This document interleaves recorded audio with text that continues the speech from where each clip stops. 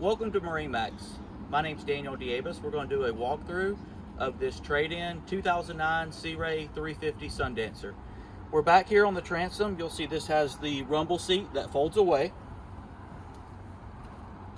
So we make our way through freshwater sprayer with hot and cold. Nice storage access. Here in the 350 Sundancer, you'll see a U-shaped wraparound seating here in the cockpit. Over here, you've got a Kenyan electric grill, spot for a trash can inside, and a spot for a cooler. This also has a mount for a cockpit TV if you would like to add one.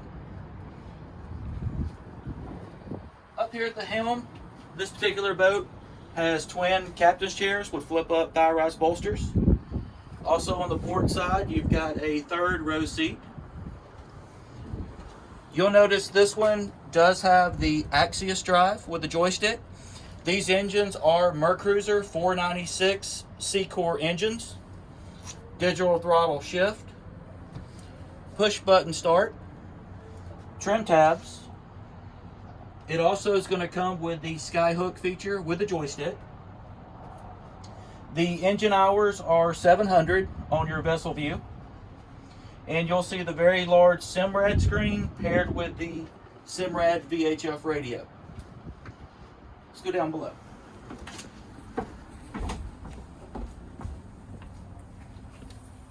As we enter down below, you've got 4 nice steps to come down inside. You've got a large television flush mounted. Your panel access is right here. Large pull-out sofa. Over here on the galley, you'll have a microwave, refrigerator, a 2-burner stove, freshwater sink, plenty of storage compartments.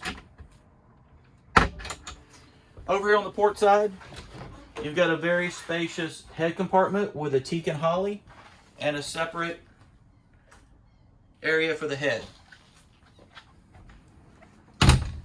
Coming forward, you'll see a flip down television,